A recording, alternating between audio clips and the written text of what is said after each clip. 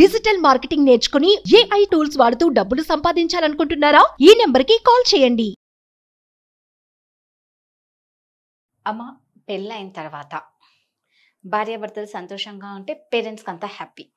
ఎవరికైనా హ్యాపీ. భార్య పిల్లలు పుట్టిన తర్వాత భార్యాభర్తలు హ్యాపీగా ఉంటే, అంటే తల్లిదండ్రులు హ్యాపీగా ఉంటే పిల్లలకి హ్యాపీ. అంతే కదా. అందరి సంతోషం ఎక్కడి నుంచి వస్తుంది అంటే ఈ భార్యాభర్తల నుంచే వస్తుంది. అవును. ఇటు పేరెంట్స్కి కానీ ఇటు పిల్లలకి కానీ. సో అలాంటి భార్యాభర్తలు హ్యాపీగా ఉండాలి, అన్యోన్యంగా ఉండాలి అంటే ఎలా ఉండాలి అంటారు? భార్యాభర్తలు అంటే ఏంటండి, ఇప్పుడు మీరు విన్నారో లేదో, ఒక కాడెద్దులు అంటారు. అంటే 2 ఎద్దులు ఒక బండిని నడపాలంటే కోఆపరేషన్ ఉండాలి, 2 ఒకటే దారిలో వెళ్ళాలి.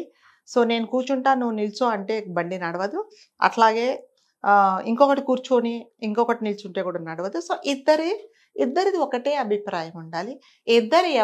ఎవరివైనా సరే వాళ్ళు, నువ్వు చెప్పింది నేను గౌరవించాలి, ఆ హస్బెండ్ చెప్పింది లైక్ వైఫ్ చెప్పింది హస్బెండ్, ఇద్దరికిద్దరు ఒకరి అభిప్రాయాలు ఒకరు గౌరవించుకొని ఉంటే అందులో ఏమి గొడవలు ఉండదు. అసలు మధ్యలో మూడో మనిషి ఇన్వాల్వ్మెంట్ కూడా అస్సలు అవసరం లేదు, అస్సలు ఉండదు. సో ఇప్పుడు ఒక బండి ఎలా నడుస్తుందండి, 2 కరెక్ట్గా చూడండి. మనం ఏదో చెప్పినట్టుగానే ఇది ముందు అడుగు వేస్తే ఇది కూడా ముందు అడుగు, అది ఆగిపోతే ఇది ఆగిపోతుంది. వాళ్ళకేం ఫోన్లు చేసుకొని చెప్పలేదు, నేను ఆగుతున్నా నువ్వు ఆగమని చెప్పట్లేదు. సో అదేంటంటే అలా ఉండాలి.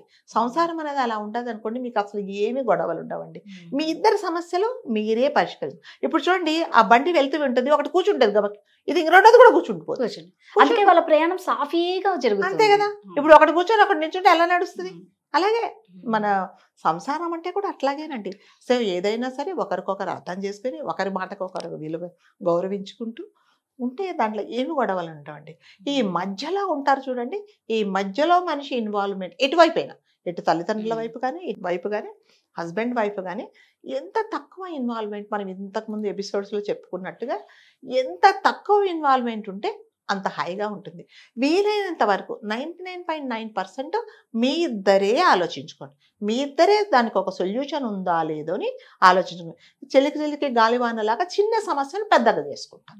చిన్నదే ఉంటుందండి, ఏముండదు అందులో దానికి పెద్ద నువ్వు ఎక్కువ నేను ఎక్కువ ఈగో ప్రాబ్లమ్స్ అది ఇది చేసేసుకొని పెద్ద గొడవ చేసేసుకొని ఈవిడంతకు ఈవిడ ఉంటుంది, ఆయనంతకు ఆయన ఉంటాడు.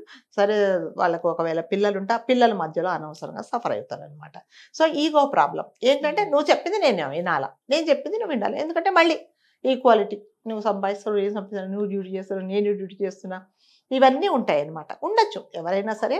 ఇప్పుడు మనం అనుకున్నట్టుగా ఒకవేళ పెద్దలు గురించిన సంబంధం అయితే ముందే మాట్లాడుకుంటాం కదా, ఏంటి నీ కమిట్మెంట్స్ ఏంటి, నా కమిట్మెంట్స్ ఏంటి, మరి అమ్మ వాళ్ళను ఎవరు చూడాలి, మీరు చూడాలి. ఒకవేళ అమ్మాయి ఒకతే కూతురు అనుకోండి, తప్పకుండా తల్లి కూతురు అనేది చూడాలి. సో అది తప్పకుండా, అది వేరే ఆప్షన్ లేదు. అమ్మాయి ఉన్నప్పుడు తప్పకుండా చూడాలి. అట్లాగే ఇతను ఒక అబ్బాయి అయినా, ఒకవేళ అతనికి ఒక చెల్లెలున్నా, అంటే మన ఇండియన్ కల్చర్ ప్రకారం మగపిల్లలు తల్లిదండ్రులు చూడాలనేది మనకు ఉంది కాబట్టి అవన్నీ మీకు తెలిసినవే. లేదు అలాంటిది అప్పుడు అన్నీ మాట్లాడుకుంటారు. మరి అప్పుడంతా మాట్లాడుకున్నప్పుడు రేపు ఏదన్నా పరిస్థితుల్లో, తప్పనిసరి పరిస్థితుల్లో అబ్బాయి వాళ్ళ తల్లిదండ్రులు వచ్చినప్పుడు ఇక్కడ ఈవిడకి గొడవ, ఎన్ని రోజులు ఉంటారు, ఎన్ని రోజులు వెళ్తారు, ఇవన్నీ గొడవ, అవన్నీ నీకు తెలుసు కదా. మరి అతనికి ఆప్షన్ లేదు, ఆయన వాళ్ళు they have to stay with him only.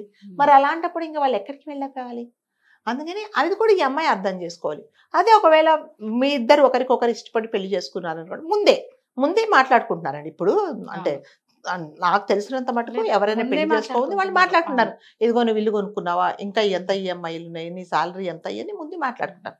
మరి మాట్లాడుకున్న తర్వాత మళ్ళీ ఇప్పుడు ఎందుకు వస్తాయి? ఎందుకు మీ ఇద్దరికి లైక్ డిఫరెంట్ ఒపీనియన్స్ వస్తాయి? మీరు ఒకటి చెప్తారు, నేను ఒకటి చెప్తా. ఇవన్నీ ఏంటంటే మళ్ళీ అండర్స్టాండింగ్ లేకపోవడం. పెళ్లి అయ్యేంత వరకు ఉన్నంత మీరు అర్థం చేసుకునేది పెళ్ళి అయిన తర్వాత ఎందుకు మీరు అర్థం చేసుకోవటం లేదు? అంటే అదొకటి ఒక తంతు ముగిసిపోయింది, ఇంకా మనం కొట్లాడుకున్నా పర్వాలేదు, మనం ఒకరికొకరు తన్నుకున్నా పర్వాలేదు, అది కాదు కదా. మీరు ఫస్ట్ కలుసుకున్నప్పుడు ఎంత పవిత్రంగా మన ఇద్దరం కలిసి జీవించాలనుకున్నారో లాస్ట్ వరకు అలాగే ఉండాలనుకోండి, ప్రతిరోజు అనుకోండి, గొడవలు ఏమీ ఉండదండి.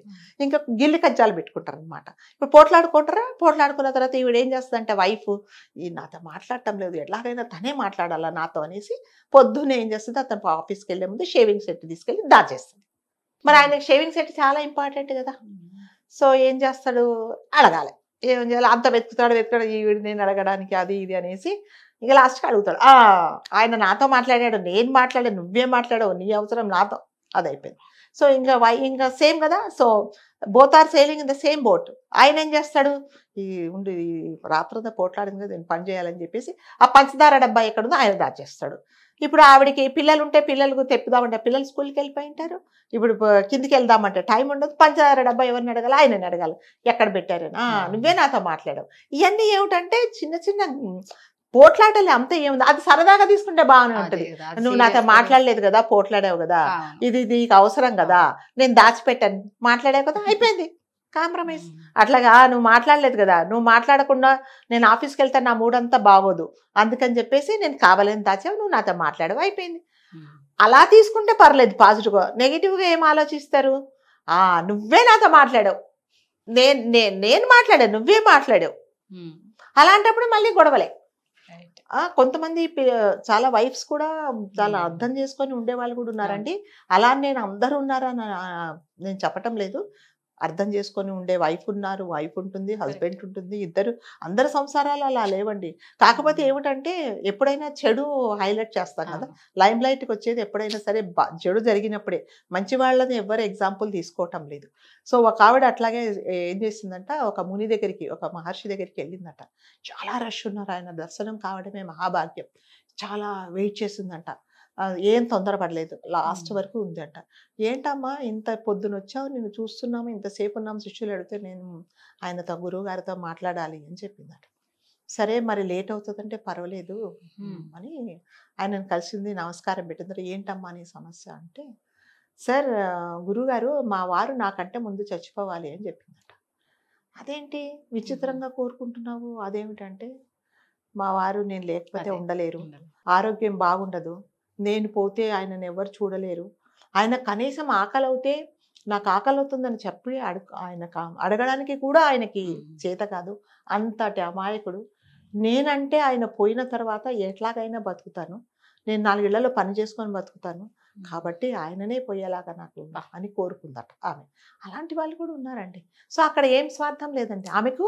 అతను జనరల్గా ఏమంటారండి, మామూలుగా నేను సుమంగళిగా పోవాలి, మా వారి ముందు నేను పోవాలి అని కోరుకుంటారు. ఆవిడ వచ్చి ఏం చేసిందంటే, ఆయనే చనిపోవాలి, నేను ఉన్నప్పుడే నా ముందు ఆయన చనిపోతే నాకు ఇంకా ఇది ఉండదు, నా తర్వాత ఆయన చనిపోతే ఆయన చూసే వాళ్ళు ఎవరు లేరు అని. అంటే అలాంటి ఆడవాళ్ళు కూడా ఉన్నారు హస్బెండ్స్ కోసం. అట్లాగే భార్య కోసం మన చనిపోయిన రంగనాథ్ గారు వాళ్ళ వైఫ్ బట్టలు ఆరేస్తూ 3వ ఫ్లోర్ నుంచి పడిపోతే ఆవిడికి నడువులు ఇరిగిపోయాయండి. 18 సంవత్సరాలు ఆమెను మంచంలో పడుకోబెట్టి ఆయన సేవలు చేశాడు ఆమెకి. అలాంటి భర్తలు కూడా ఉన్నారు, అలాంటి భార్యలు కూడా ఉన్నారు. అలా అని అందరూ లేరు. ఇప్పుడు నవ్డేస్ జనరేషన్ ఏమిటంటే ఎందుకు ఇవన్నీ, ఇంట్లో లేరు, పెద్దవాళ్ళు చెప్పేవాళ్ళు లేరు. లేదమ్మా అదేముంది, చిన్న చిన్న వాటికి ఏంటి తగాదాలు అని చెప్పేవాళ్ళు లేరు. అలాంటి పరిస్థితులు కూడా లేవు. సరే ఎవరి ప్రాబ్లమ్స్ వాళ్ళకు ఉన్నాయి, మనం ఎందుకు ఉంచుకోవటం లేదు, that is another side of the coin. Let us not discuss about that. నేనేమంటున్నానంటే పెద్దవాళ్ళు లేరు కాబట్టి మీరే అన్ని ఆన్సరబుల్ కాబట్టి మీరే అడ్జస్ట్ చేసుకోవాలి. ఇప్పుడు ఆవిడ వెళ్ళి ఆయన చనిపోవాలని జనరల్గా నేను మీకు ఇదేంటి హస్బెండ్ చనిపోవాలని ఎవరు కోరుకోరు, కానీ దాని వెనక ఆమె అంత స్వార్థం ఉందనమాట. నేను పోతే ఆయనకి ఎవరు చూడరు, ఆయన ఎలా బతుకుతారేమో, ఆకలి అయితే కూడా అనగలేని పరిస్థితి ఆయనది, ఆయనకు అది నేను చూడలేను, కాబట్టి నా ముందు ఆయన పోతే నేను 4 ఇళ్లలో పనిచేసుకొని లేకపోతే గుడిమెట్ల మీద కూర్చొని 4 అడుక్కోనన్నా నేను బతుకుతాను అని ఆయనను కోరుకుందట. సో అలాంటి వాళ్ళు కూడా ఉన్నారంటే అందరూ పోట్లాడుకుంటున్నారు. ఇట్స్ ఓన్లీ అండర్స్టాండింగ్ అండి. నేను ఇంతకు ముందుకు చెప్పినట్టు ఇద్దరు అండర్స్టాండింగ్లో వెళ్తే ఎటువంటి గొడవలు కూడా ఉండదండి.